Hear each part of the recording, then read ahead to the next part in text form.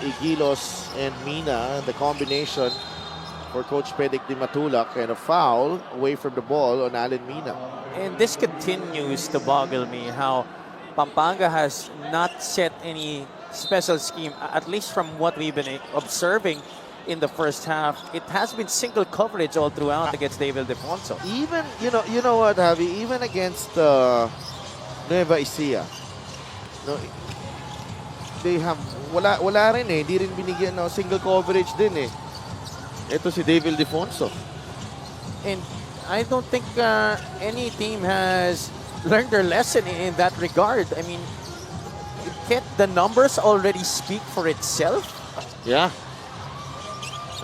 John Oduba trying to track down this rebound. Nakuha pa ni Jamo Igilos. Nandun si LALATA sa ilalim and he misses, pero may 2 free throws si Chris LALATA. Offensively, Pampanga has to be more patient.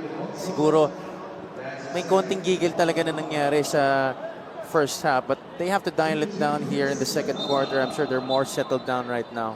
You got a special deal from 1xBet. Scan the QR code and claim your special offer.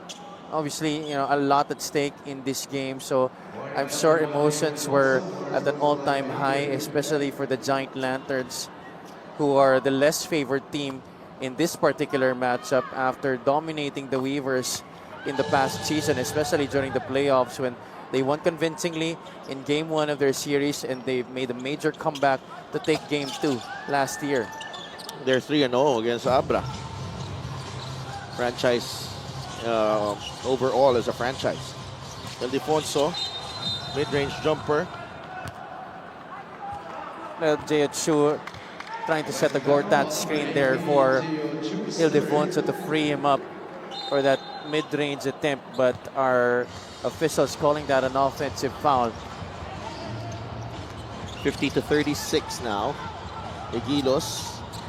LALATA against Oduba. The handoff to Mina. Allen drives left. Sidestep move, no good. Rebound, nakuha ni JHAN.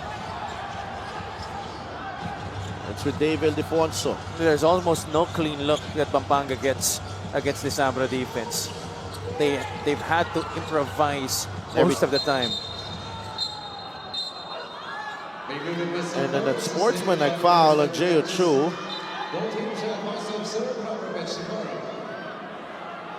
Well, Pampanga's big men have really been giving JHAN the business all game long. And that time, at least from my vantage point, I thought he was just trying to seal here. Pero mukhang natamaan na Siko. Yeah, a little extension with the left elbow. I think there's still a chance to downgrade this. But maybe because of that wind-up, it should be an unsportsmanlike foul.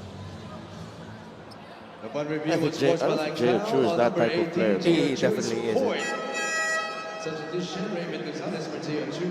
And obviously, I think he's still having a very difficult time trying to adjust to what's good and what's not. And the physicality here sa MPBL. Yun na nga eh. LALATA could not convert. Pampanga, as a team, only 10 of 19 at the line. They were 21 out of 40 against Basilan, Sedov. Free throws hurting them. Let's say if they, at 75-80% sila, single-digit game. But as it stands, with their free throw woes, it's a 14-point lead for Abra. Dahil sa ganda ng dinidepensa ng Abra sa laro na to, Pampanga has to take advantage of those opportunities at the free throw line dahil yan na nga lang ang binibigyan halos na opportunity for them to put points on the board. I think that was the best play of the game. Yep, I para agree. Dito sa Pampanga. I agree. I think that was the cleanest execution that they had offensively sa laro na to. And yet they had to make, Yeah. they had to be, it had to be difficult as well. It was a difficult reverse underneath. And they continue to spot some off-ball chippiness here, our referees.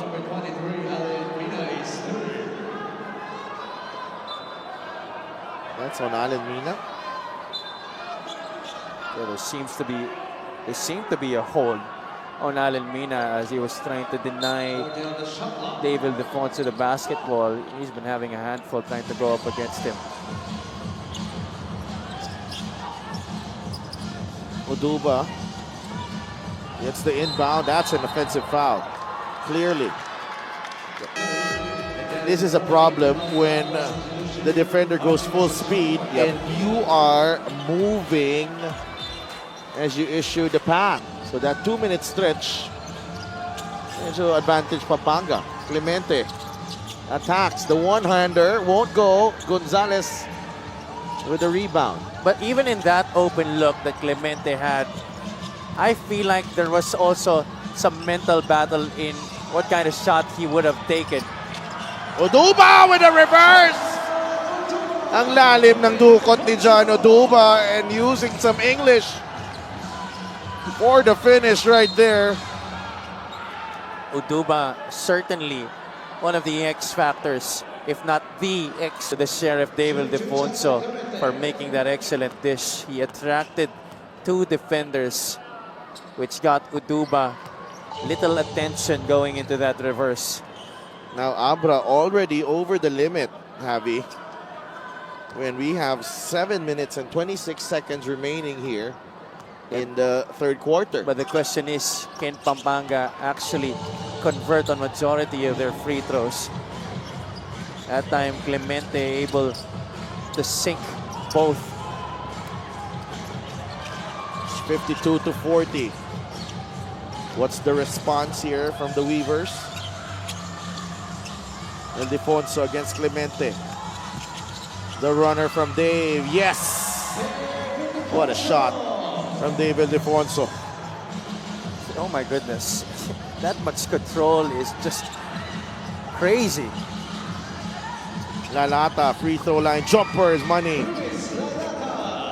Giant Lanterns, as you mentioned, getting some rhythm here in the third.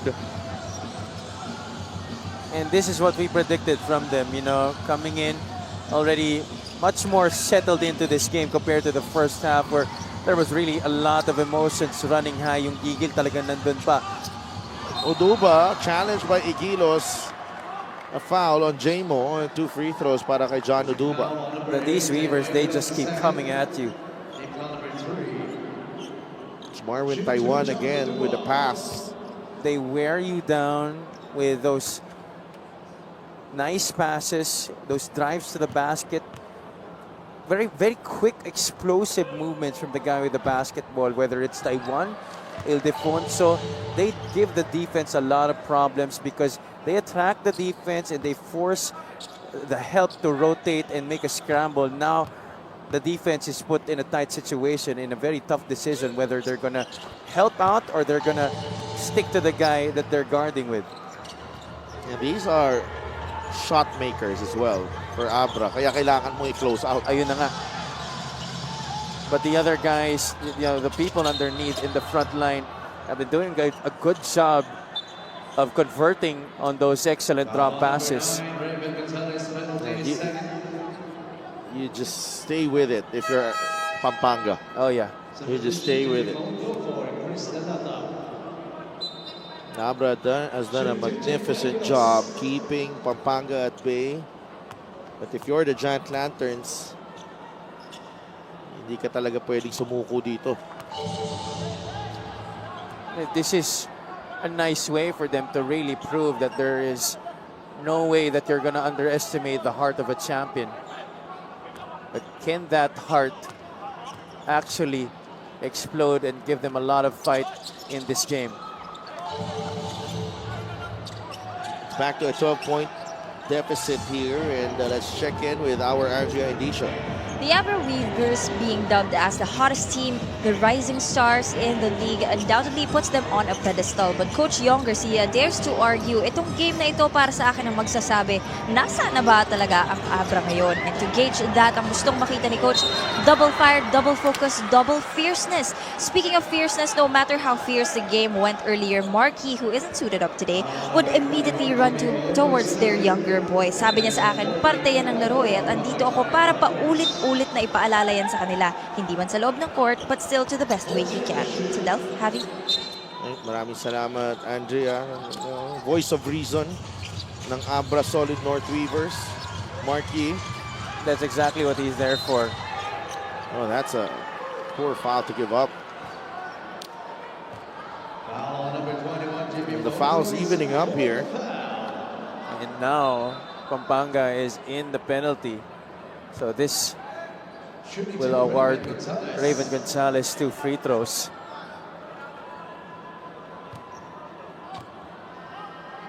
Raven Gonzalez at the line. He misses the first.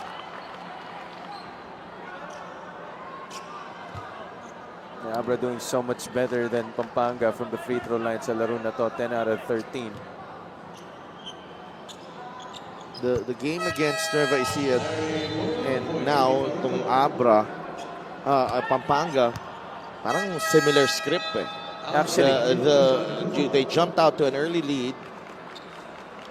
Nueva Ecija was playing catch up the rest of the way, and this is now the same story with Pampanga, the two-time defending champions. but the question is, can Pampanga actually flip the script on the Weavers here in the third quarter?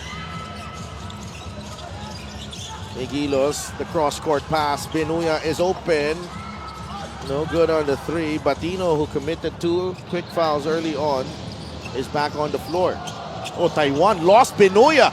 The three and the basket plus the foul. Oh my goodness.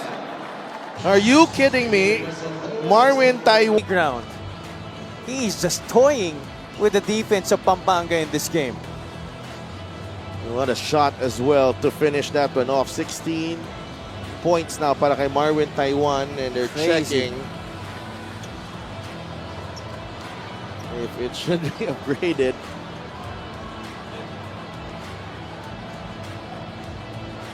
Boy, I mean, Taiwan he has influenced most of the big plays of Abra in this game. And even if it's not directly an assist, it comes from him. It comes from a decision where to go with the play. So hindi siya necessarily nanggagaling that he is making the play, but he is Coach Yong's extension there on the court. At yung maganda sa kanya, he makes decisions really quick, and most of the time, it's the right decision. So after a thorough review, it is a foul and it's not upgraded. Yeah, I don't think it needed to be upgraded.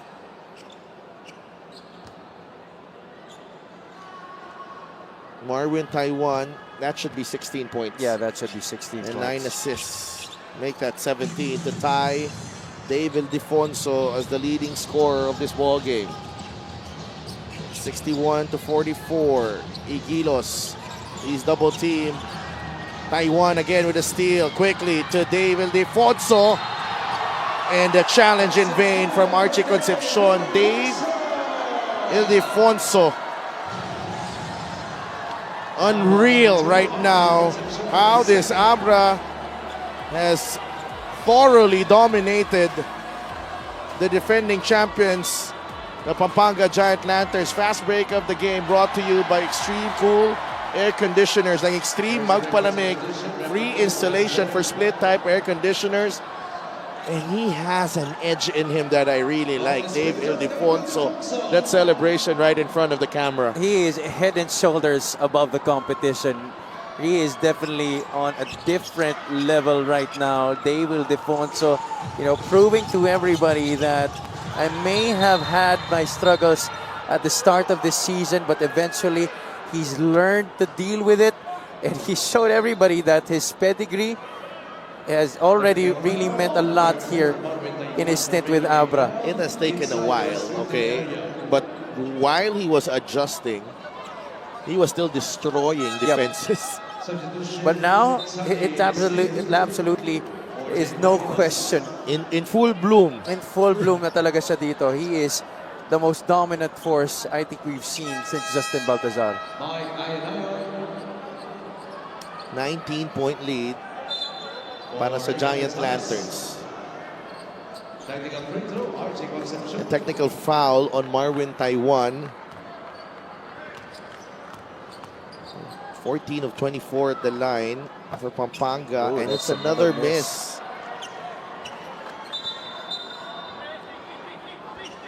They're really going to need some major adjustments on their free throw shooting. They should not let this pass, this kind of shooting from the charity stripe. It's been 2 straight games already. Arminion, naghahanap ng mapapasahan.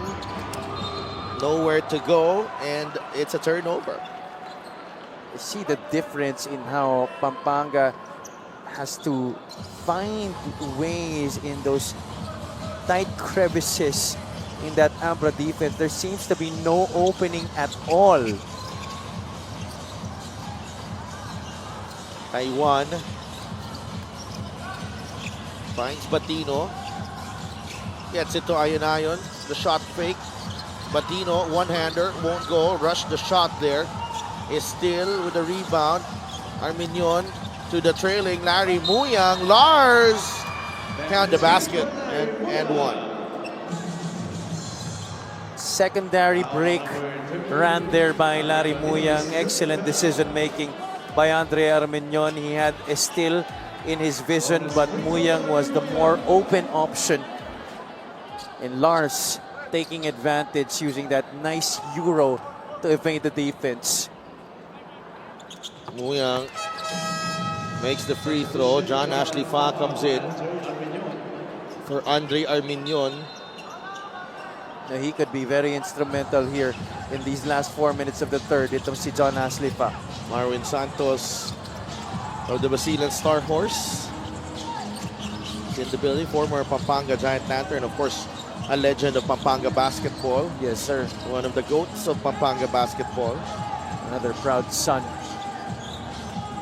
Ayon pulls up. That's off the mark. There's a whistle going against Sunny Estil.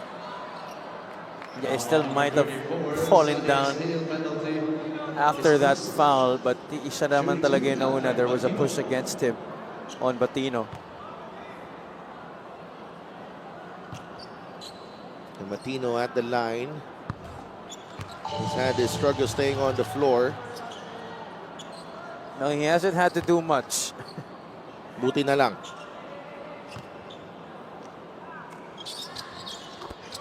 Two for two for Alfred Ryan Batino. Lead is at 18 for Pampanga. No, for Abra rather. Pampanga may bola. Concepcion, the sidestep three. Could not knock it down. Nermal stepped on the line. 3-point shot, 2 out of 14 for Pampanga sa laro na to, while Abra enjoying a 41% clip from downtown. 7 out of 17. CJ Austria ang nagbababa ng bola for Abra.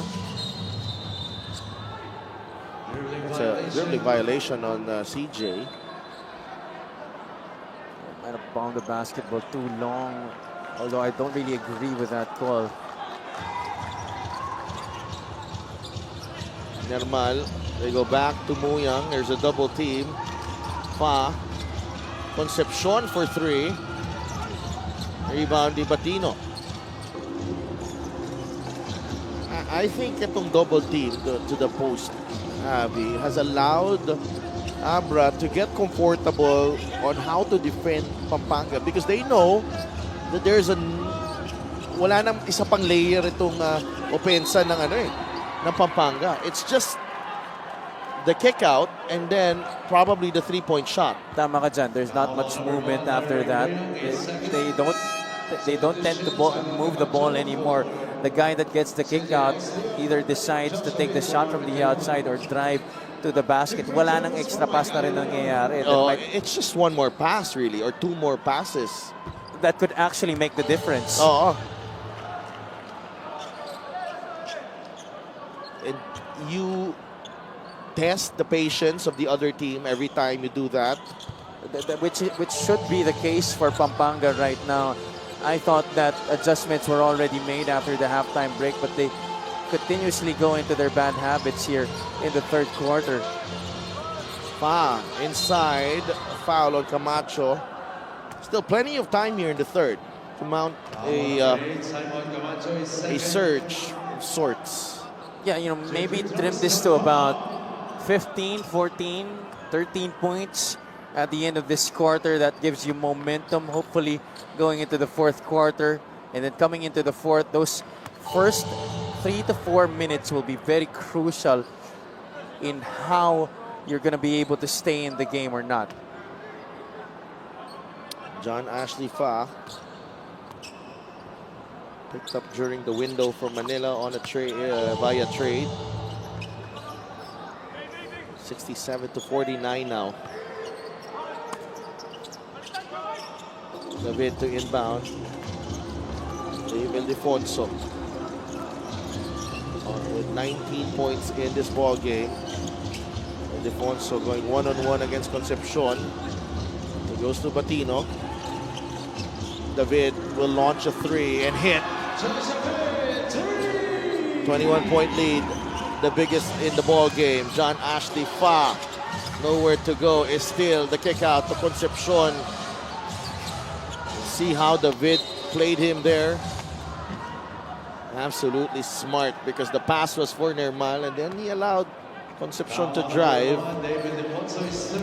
It was a foul, but nonetheless, Concepcion will have to earn it from the stripe. The three right here from David. A simple dribble handoff there between Batino and Josh David. What's happening here? They correct the call. Kay ILDEFONSO in-announce it. Number 5 dapat, Josh David. It is on Josh David. And despite forcing Abra into the penalty, with still over 7 minutes remaining here in the third quarter, Pampanga has not been able to capitalize on that opportunity.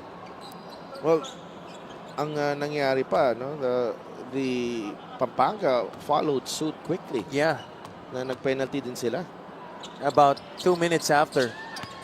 And 2 for 2 this time para kay Archie Concepcion. 2:25 remaining in the third. ILDEFONSO. There's a full court press here from Pampanga. Josh David safely nakatawid sa half court. Batino goes to Camacho. Back to Batino. Now with David. 7 seconds on the shot clock. David will pull up the jumper. Short. And that's last touch on Fa. Even the breaks of this game favoring Abra, it's just really so frustrating if you're Pampanga, because again, they can't seem to do no wrong. 2 minutes remaining. That's a foul on Alfred Batino. Offensive foul on number 30, Alfred Batino is Offensive foul. Tawag ni referee Edmar Avis. 2 minutes. 2 minutes remaining in the third. Archie Concepcion was one-on-one against Ayon. Archie, left-handed scoop, won't go. MUYANG has it. Put back, still no go. And even from point-blank range, Giant Lanterns come up empty. That play, Archie Concepcion decided to go one-on-one. The defense of Abra was just waiting inside. They clogged the paint and made it tight. MUYANG blocked. And it's off Larry MUYANG. These young guns of Abra. Wow. They've anticipated every move of Pampanga in this game.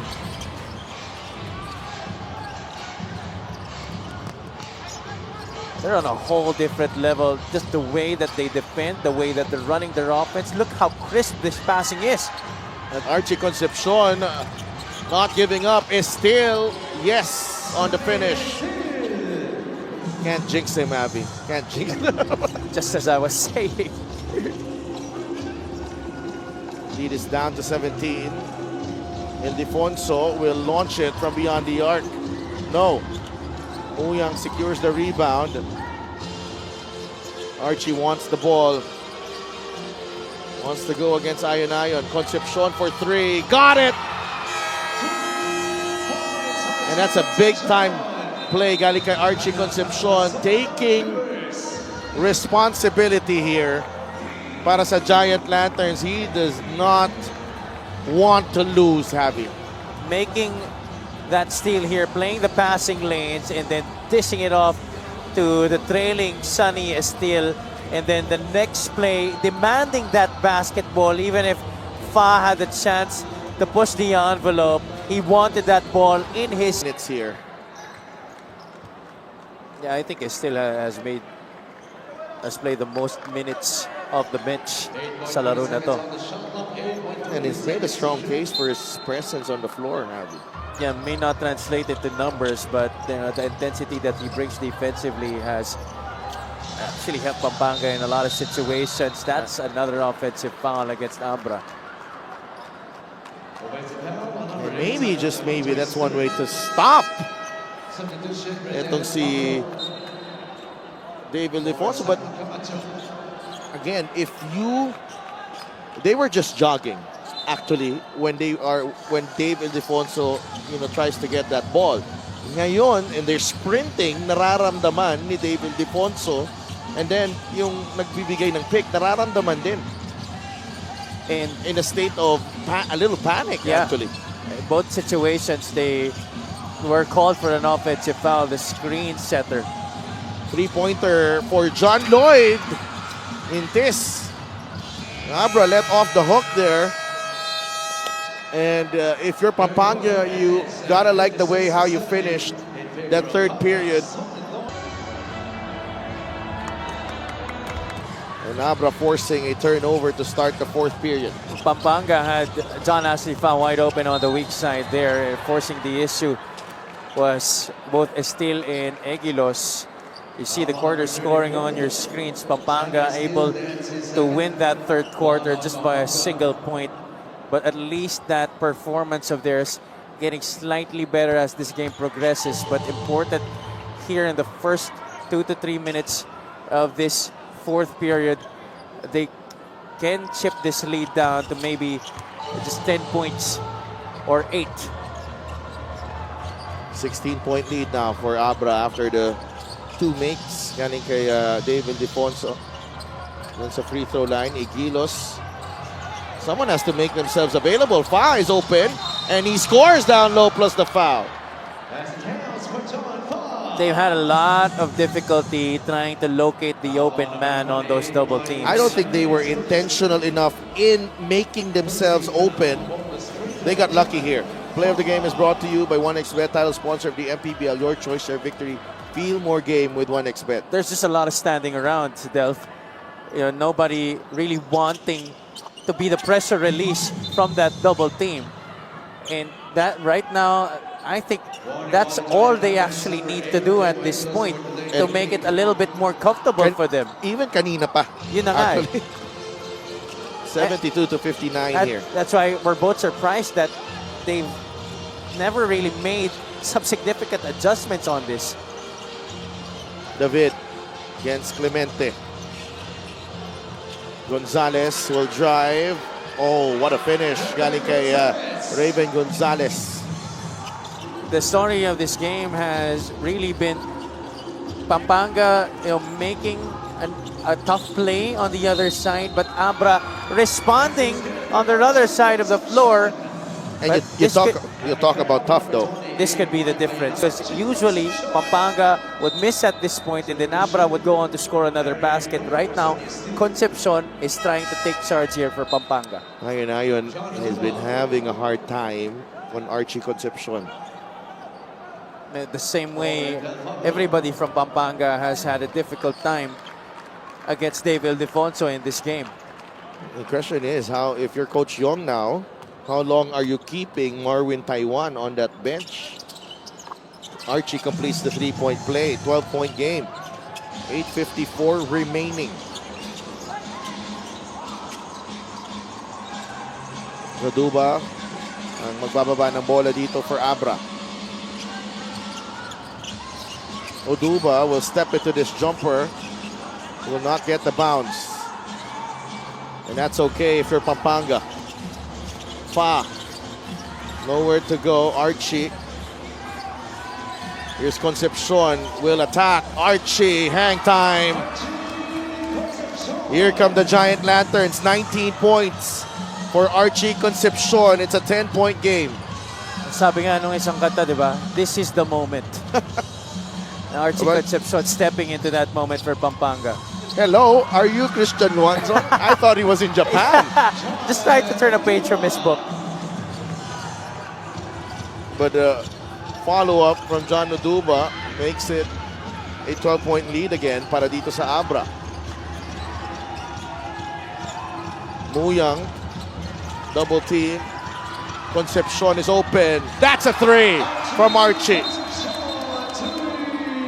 That is what we have been asking to see from Pampanga this entire game. You see that double team happen, and then 1-2 passes. There you go. That's an extra pass from Clemente that set up Archie Concepcion for this three-point shot. Three-point shot is brought to by Extreme One-Stop Shop Appliances. The Giant Lanterns.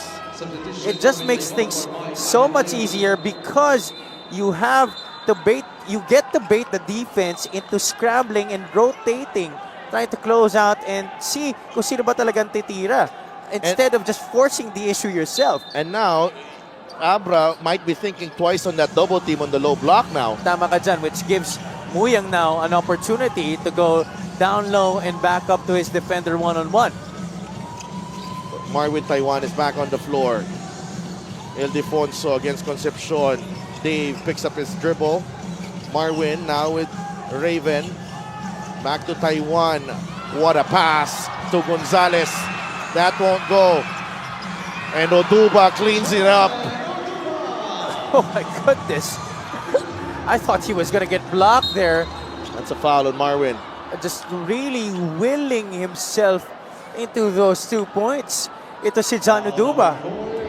Already with 9 rebounds in the ball game, John Oduba. There's plenty of contact there. Yeah, but the referees letting the players play in that certain sequence. Concepcion against ILDEFONSO. Archie will fire. That's short. That ball ending up in the hands of Raven Gonzalez and a stop para sa Abra. Taiwan. Binigay kay Dave ILDEFONSO. Gonzalez providing the pick. There's a switch. ILDEFONSO against Igilos. Dave, shot clock winding down. ILDEFONSO for 2! What a shot! 23 in the game para kay Dave ILDEFONSO. And it's a 13-point lead for Abra. 6.5 minutes to go. And the degree of difficulty on this shot, Javi.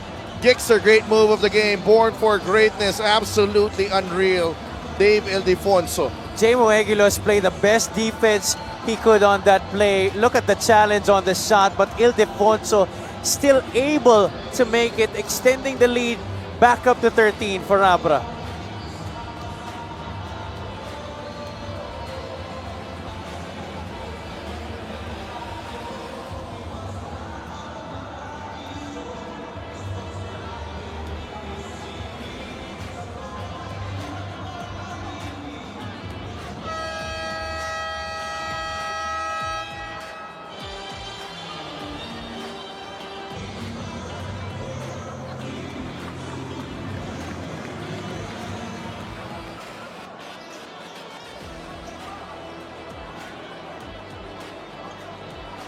Archie Concepcion and the Pampanga Giant Lanterns needing a response here again.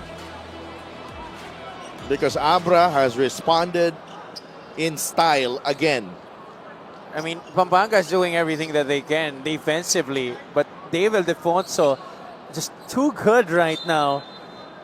Able to make those difficult shots look so easy.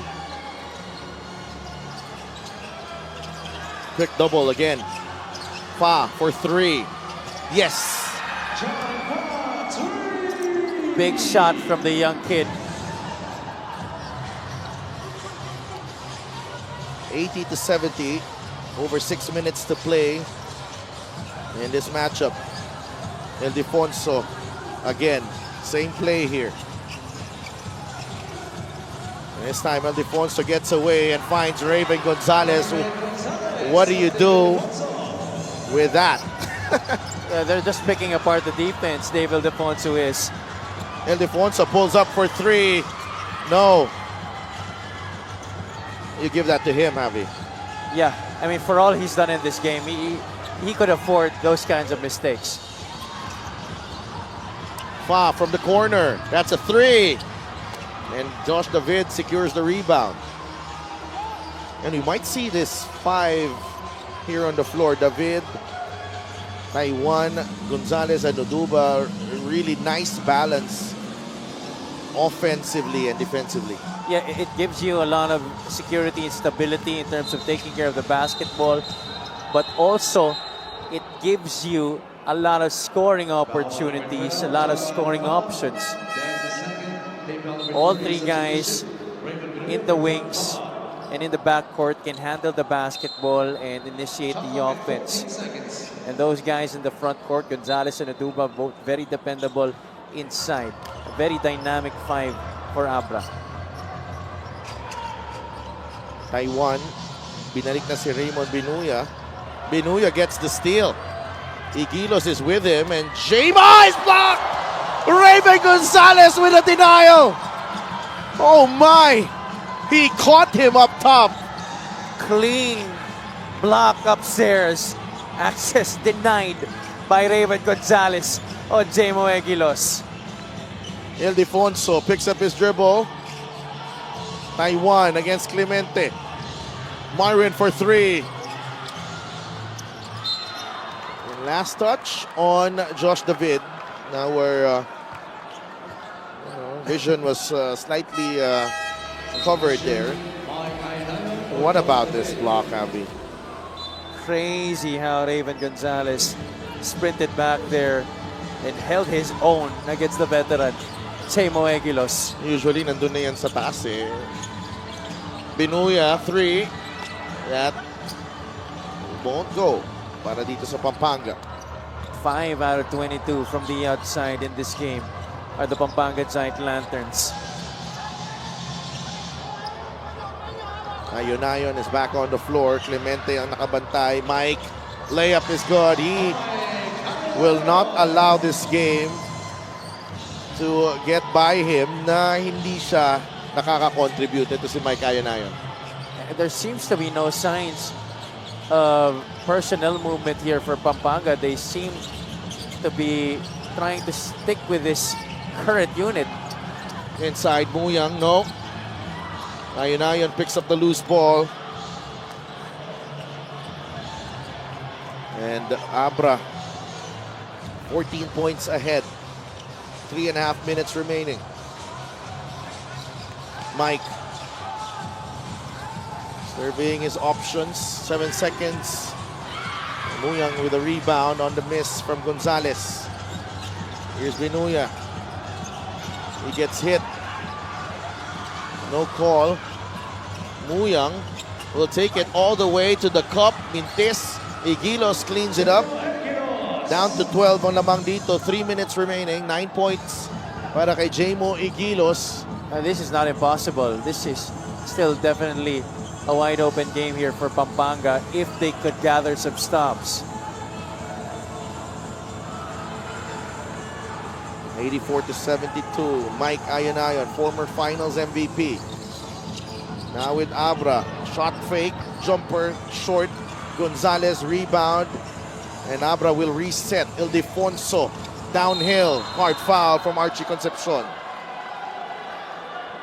2 free throws coming up para kay Dave Ildefonso. He's just different. I mean, the way that he was able to drive inside. Did you see how much force he went with? Attacking that middle into the lane. And when you hear stories about Dave Ildefonso's regimen and how he takes care of his body, matatawa ka na lang eh.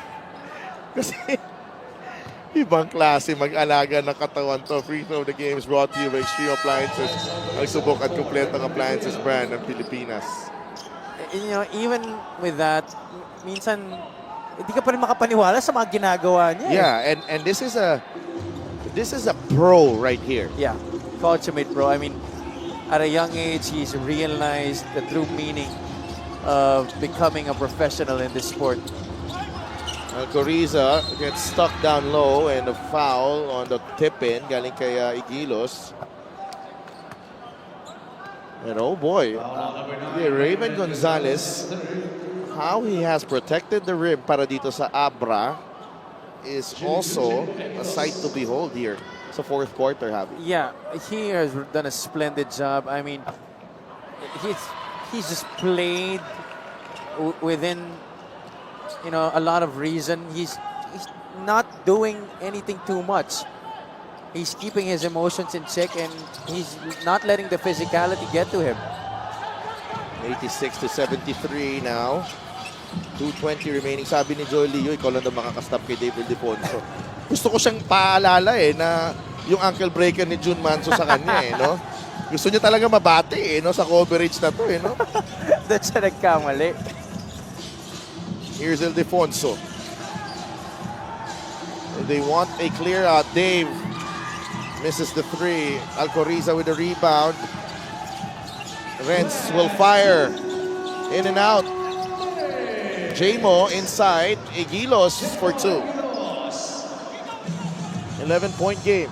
Minute and 54 remaining.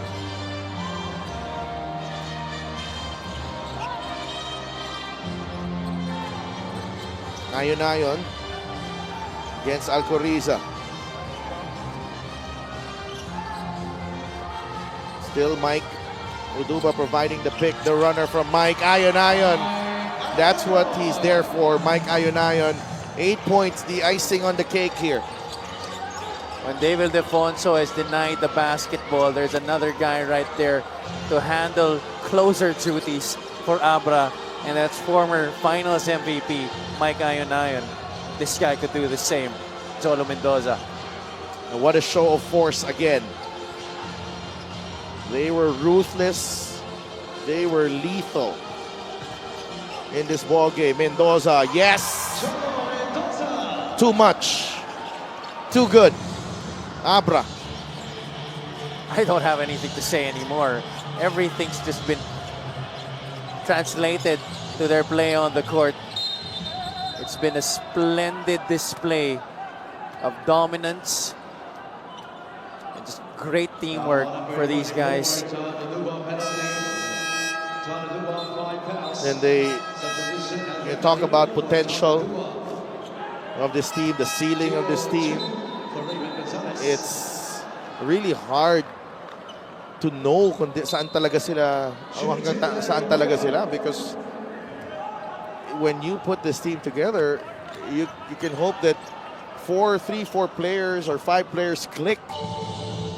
And now when you put in players na, you know, all of a sudden they just step up to the plate, you know, everyone's confidence is rubbing off on each other. Yeah, I mean, totally now they're united in that one common goal, and that's to win a championship. That the difference from last year's team to this year's team is that now everybody is really doing their best to do everything for the benefit of the team, and it's not just all about individual glory anymore. They understand that their roles have been set on them. They know what to do. They're not trying to overdo anything. So, kung sino man yung swerte sa kanila, they don't mind. Basta sa kanila, gagawin nila yung part nila.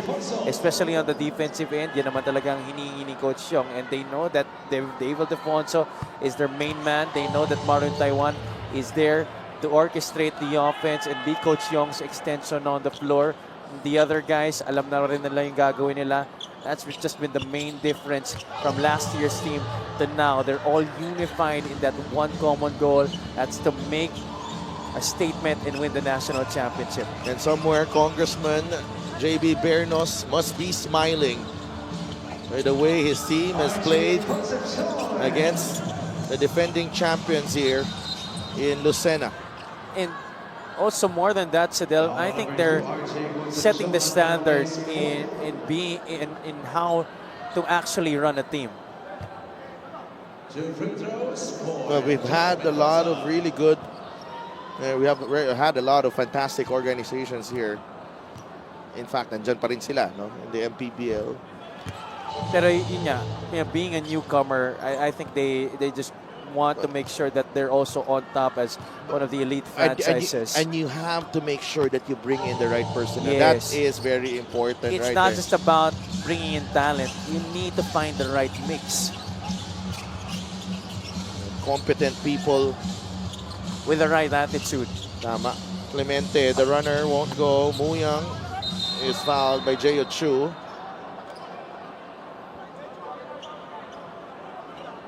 So this is another statement win para sa Abra Solid North Weavers. It's been like that here this season. Really kudos to the whole coaching staff and management. Managing all these egos. I've been asking may pasaway ba dito? Sabi nila wala. Everybody's... Magagalit si Marky. Magagalit si Marky pag may pasaway. Sabi, bawal yan. They are kept in line. Kaya talaga siya nandyan. Oo. Siya ang principal. Kaya nga. Free throw miss again. And Pampanga will finish with 25 of 38 from the foul line. And that will do it here. Abra. A round of applause here from the fans in the Lucena Convention Center. A masterclass again from the Abra Solid North Weavers as they take down the two-time defending champions, Pampanga Giant Lanterns. Huge win para dito sa Abra. Coach Yong Garcia, he does his job with little fanfare, but alam mo that he is on the right track.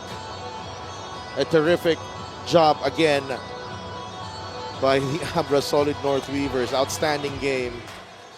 And oh boy, he's been racking up itong Best Player of the Game awards. Dave Ildefonso.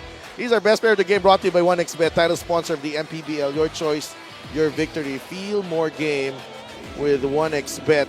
Javi. I mean, Sadel, we would have loved to give it to MARWIN Taiwan, but it's just hard to not notice what Dave Ildefonso did in this game. The numbers, the shots in the end to close out